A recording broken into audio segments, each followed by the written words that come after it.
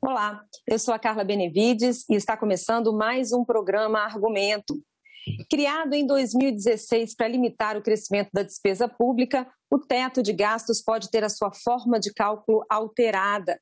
E a sinalização de mudança nessas regras tem causado tensão no mercado financeiro e pode reduzir o crescimento da economia brasileira, segundo a avaliação de economistas. E é sobre esse assunto que a gente conversa agora com o senador José Aníbal, do PSDB de São Paulo, que está aqui conosco. Senador, muito obrigada pela sua presença aqui no programa. Obrigado pelo convite, pela oportunidade de falar na TV do Senado. Senador, eu queria começar falando sobre a PEC dos precatórios, que está em tramitação na Câmara. A proposta prevê aí um parcelamento dos precatórios e também muda a forma de cálculo do teto de gastos, que é calculado pela inflação e tem aí o objetivo nessa mudança de financiar o Auxílio Brasil. Queria que o senhor falasse para a gente o que o senhor acha dessa proposta. Olha, é até um pouco difícil falar de uma proposta, porque a proposta na Câmara já mudou algumas vezes, né? Mas considerando que seja a que está agora lá, vamos imaginar o seguinte: você está numa possibilidade de ter uma tempestade, que é o que estava acontecendo com o Brasil, de ter uma situação de baixo crescimento do ano que vem. Inicialmente estava previsto 2 alguma coisa, depois estava chegando em 1, agora já está se prevendo até nenhum crescimento. Então, você tinha lá uma situação, uma possível tempestade. A tempestade foi sendo provocada, estimulada, e nesse mesmo momento tiraram a âncora do barco. Você tira a âncora do barco no meio da tempestade, ele vai ficar à deriva. Ele não sabe para onde ir. É onde estão colocando o Brasil. Estão tirando do Brasil uma âncora fiscal, que era a âncora do teto de gastos. Isso foi feito em 2016, porque o país estava numa situação grave e a inflação estava crescendo mais do que se esperava, o crescimento baixo, muito desemprego. Então, se criou a âncora fiscal para colocar um teto no gasto público. Então, o que o governo podia gastar no ano seguinte era o que gastou no ano anterior, mais o IPCA, calculado de junho a junho. Junho do ano, junho para o outro ano. E via quanto dava, é isso que podia, então, aumentar no teto de gasto, o que o governo podia gastar no orçamento seguinte. O que eles estão fazendo agora?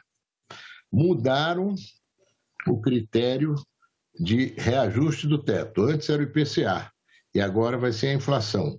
Só que de janeiro a dezembro, e retroativa a 2016. Com isso aí, eles vão aumentar o teto de gasto, assim, por aritmética criativa, né, pedalada, digamos, em 46 bilhões de reais. 46, 47, enfim, a previsão está por aí. E vão, ao mesmo tempo, dar um calote nos precatórios. Estava previsto pagar o ano que vem 90 bilhões. Eles fizeram de novo outra contabilidade criativa. Não.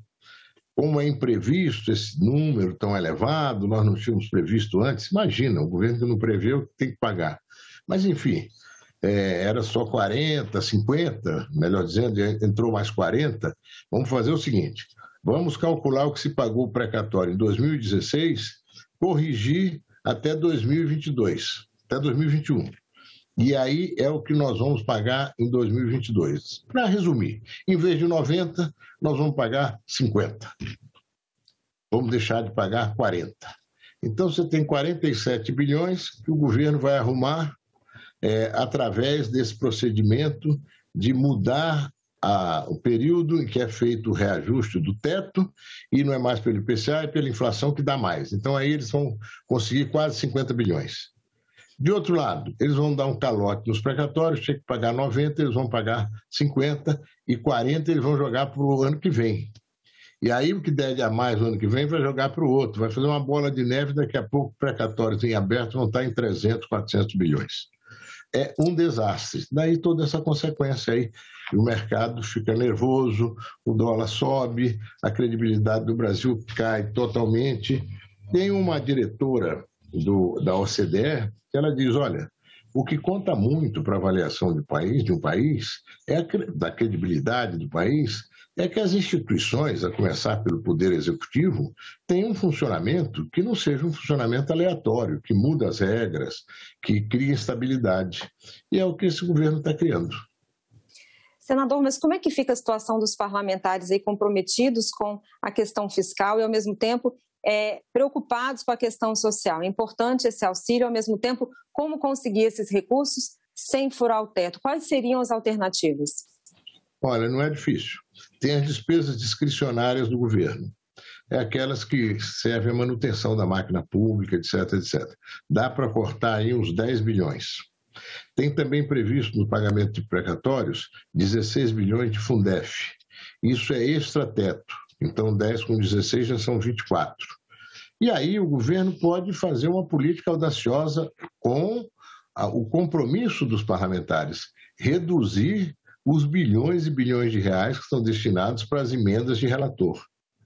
Então, você não precisa furar o teto. E mais do que isso, você pode, já que são 90 bilhões de precatórios, você pode, uma parte deles, você paga todos os precatórios, até 100 milhões de reais, com 50 bilhões de reais que estavam previstos no orçamento. Paga todos. E os outros 40, você cria uma câmara, um instrumento de compensação. As empresas que são possuidoras desses precatórios, que são grandes, são mais de 100, 200 milhões, tem precatório de 1 bilhão, isso aí já está tudo negociado entre empresas, entre fundos, enfim, instituições financeiras. Esses precatórios, você senta para negociar com o governo. O senhor tem uma proposta nesse sentido, né, senador? Tenho, que já apresentei, que é exatamente para você compensar. Tem muita dívida ativa do governo que se pode negociar. O governo tem a receber, o sujeito tem a pagar. Você faz uma negociação transparente e consegue pagar esse a mais, que não seriam pagos com recursos que já estão no orçamento. E consegue, então, 10 bilhões, por exemplo, nas despesas discricionárias, 16 bilhões no Fundef e consegue um outro tanto, uns 10 bilhões, nas emendas de relator, que é um negócio muito questionável e criticável. Então, você teria o recurso suficiente para criar esse auxílio à população de menor renda, um auxílio ampliado de 45 bilhões de reais e que daria uma maior segurança a essas famílias de que não estariam entrando cada vez mais no caminho da miséria e da fome. Isso é fundamental de fazer nesse momento.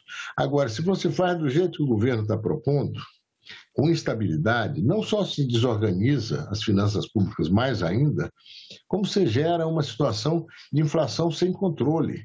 O mercado já está trabalhando com a possibilidade de juros de 11,4%, a Selic, em janeiro do ano que vem. Isso significa inflação de mais do que isso. Isso significa que vai dar com uma mão pequena e vai tirar com duas mãos, vai tirar com uma mão grande, porque as pessoas vão perder poder de compra, a inflação vai consumir aquilo que eles estão recebendo só pelo aumento dos preços dos produtos que eles precisam consumir. Senador, o presidente da Câmara disse que furar teto não é o ideal, mas que é necessário. Ele criticou também o Senado por não ter aprovado ainda a reforma do imposto de renda. Queria que o senhor falasse sobre essa reforma, se o senhor acha que ela é realmente importante e quais seriam as reformas importantes de serem colocadas em pauta nesse momento que o Brasil está passando, nessa situação de crise. Olha, não existe reforma tributária, como se diz lá na Câmara. Existe uma reforma no imposto de renda. E os melhores cálculos feitos sobre ela significam uma perda de arrecadação de 32 bilhões de reais no ano que vem. Essa reforma não tem a menor chance de ser aprovada no Senado. Ela é absolutamente danina, ruinosa. É uma proposta que realmente não para em pé. Né? Então, vamos deixar isso de lado, porque isso não passa. E o presidente da Câmara dizer que gostaria de não furar o teto, mais que conversa. Ele sabe fazer conta, tem assessoria que faz conta. Isso que eu disse aqui é de conhecimento de todos. É só ter uma postura de austeridade e de compromisso efetivo com quem está passando fome e está na miséria no Brasil. Essas pessoas precisam ter um benefício e não é como eles estão propondo, que termina no dia 31 de dezembro do ano que vem. Sabe qual é a ideia? Dizer, olha, é só o atual presidente que vai poder renovar esse benefício. Se ele não for reeleito, esse benefício acaba. Acaba de qualquer jeito, porque eles estão trabalhando para até 31 de dezembro do ano que vem. Tem que continuar, tem que ampliar sempre que possível e necessário e urgente, como é a situação de hoje. Precisa fazer reformas? Precisa. Mas esse governo já deu claros sinais de que ele não consegue encaminhar reforma nenhuma. Até porque a base parlamentar que ele conseguiu criar, o tal Centrão, especialmente na Câmara, não tem nenhuma disposição de votar qualquer reforma. Tem disposição para fazer isso, para tentar voltar com a coligação proporcional que, felizmente, a Câmara derrubou, e para outras matérias que vêm da Câmara que a gente está procurando segurar, porque são matérias que criam essa situação de desconforto e criam instabilidade, falta de confiança e o investimento não vem. O ano que vem, se não tiver crescimento, não vai ter emprego, que é tudo que nós queremos. Eu queria até entrar nesse ponto, porque o senhor falou muito dessa questão do crescimento econômico, das estimativas dos economistas. Alguns estimam até recessão. O senhor acha que isso pode acontecer, senador? Pode acontecer o pior dos mundos, a tal estagflação. É estagnação, você não cresce, mas a inflação cresce. Esse é o pior dos mundos. Aquilo que você está dando como benefício, que não é benefício para comprar rigorosamente nada desnecessário, para comprar comida, para comprar uma roupa para vestir, né? Se esse benefício que você está dando é impactado por uma inflação de 12%, 15%, ao longo do ano que vem ele perde valor enormemente. Então, a cada mês, as pessoas vão poder comprar menos com o benefício que vai ser concedido. Dá com a mão pequena, tira com a mão grande. Olha, é muito grave essa situação. Eu tenho fundada expectativa de que o Senado faça um trabalho muito consequente para impedir o fim do teto, para manter o teto como a âncora fiscal que nós temos, sobretudo nessa situação crítica que a economia vive, e que o país possa inspirar o investimento, possa reverter a expectativa e trazer investidores e gerar emprego. O Brasil tem muita coisa a oferecer para investimento. Senador, eu quero agradecer muito a sua participação aqui no programa, sempre tão generosa e que acrescenta tanto. Muito obrigada. Muito obrigado a você, muito obrigado a todo o pessoal do TV Senado. E eu agradeço a você também que nos assistiu. Esse programa já está disponível no nosso site senado.leg.br/TV e também no nosso canal no YouTube. Obrigada pela sua audiência e até o próximo argumento.